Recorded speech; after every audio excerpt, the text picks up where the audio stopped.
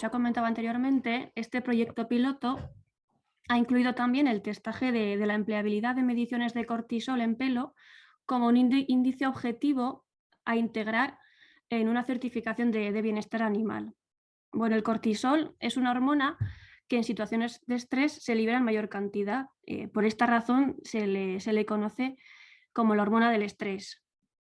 Bueno, esta hormona se puede medir en diferentes matrices, se puede medir en sangre, en orina, en heces, saliva, en leche, pero en el caso del pelo, a diferencia de lo que ocurre con otras matrices, se da la circunstancia de que debido a que el cortisol se acumula durante su crecimiento, pues bueno, esta matriz tiene el potencial de ofrecer una medida retrospectiva a más largo plazo de los niveles de estrés de los animales y por lo tanto, pues bueno, tiene ese potencial de ser útil en evaluaciones de bienestar.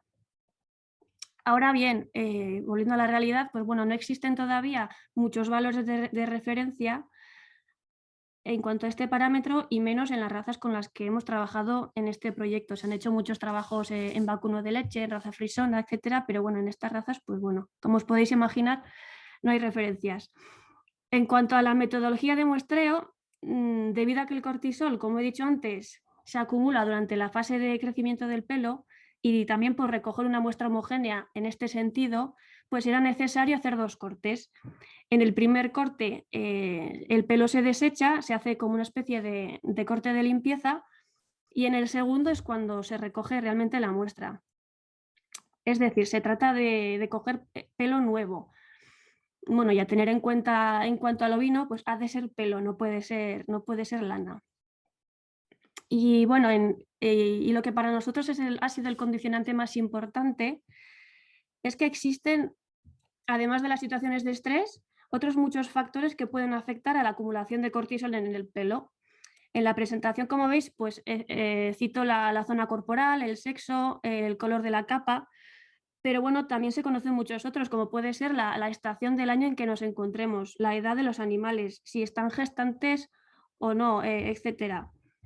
Además, tampoco hay certezas en lo que se refiere al nivel de influencia de cada uno de estos condicionantes y también puede variar de una especie a otra. Incluso puede haber otros que no se hayan identificado todavía. Con lo cual, en este proyecto hemos tratado de estandarizar el muestreo en la medida de lo posible y, en su defecto, cuantificar otras variables que pudieran afectar si eran cuantificables también. Bueno. Por lo que he dicho anteriormente, ha sido importante mostrar siempre la misma zona corporal, porque al final el valor de una muestra en un mismo animal puede variar en función de la zona donde cojas la muestra. En ovino hemos muestrado siempre en el brazo porque nos parecía el sitio más fácil para recoger la cantidad de pelo necesaria. He dicho que tenía que ser pelo, no puede ser lana. Y en vacuno medimos siempre la grupa.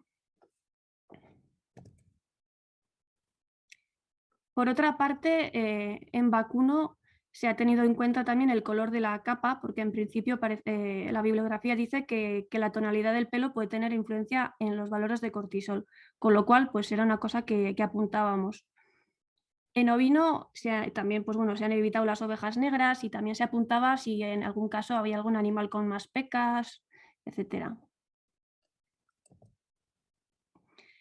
En total, en este proyecto se han muestreado de cada especie unos 170 animales y los resultados han sido pues, estos que os muestro en la presentación. Tenemos dos gráficas, uno para cada especie y tienen las dos la misma estructura. En el eje X tenemos los códigos que hemos asignado a cada ganadería, que no tiene nada que ver con los códigos que han empleado los de certificación, y en el eje Y tenemos la concentración de cortisol, en este caso expresado en picogramos de cortisol por miligramo de pelo. Como veis, las explotaciones muestran resultados muy diferenciados. En ovino se observa también una variabilidad un poco más amplia en cuanto a la concentración, provocada principalmente por una explotación que despunta especialmente. Pero bueno, en cualquier caso, y esto es lo más importante que me toca a mí decir, no podemos afirmar que estas diferencias concuerden con lo que hemos podido observar en campo cuando hemos ido a muestrear ni con los resultados de las inspecciones en lo que se refiere a bienestar.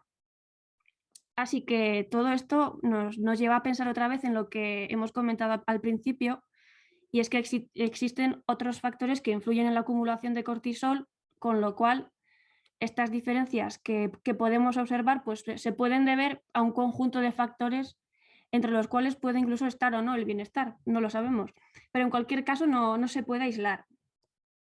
Es un tema muy interesante, con mucho potencial, pero que probablemente la investigación todavía pues, tenga mucho camino que recorrer. Pero bueno, en definitiva, con el conocimiento que disponemos actualmente y en el caso concreto de este proyecto, pues consideramos que las mediciones de cortisol no las deberíamos utilizar como un índice de bienestar animal, no sería lo prudente, vaya.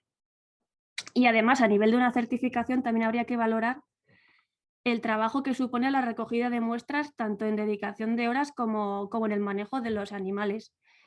Y además yo entiendo que esa necesidad de pelar 2 veces cada animal, pues es mucho trabajo. Bueno, esta es otra forma de mostrar la misma información de otra manera, pero bueno, cada uno de los cuadritos pues representa el valor que ha dado un animal en concreto en una explotación. Y bueno, como veis, el tamaño muestral ha variado de una explotación a otra, sobre todo en vacuno.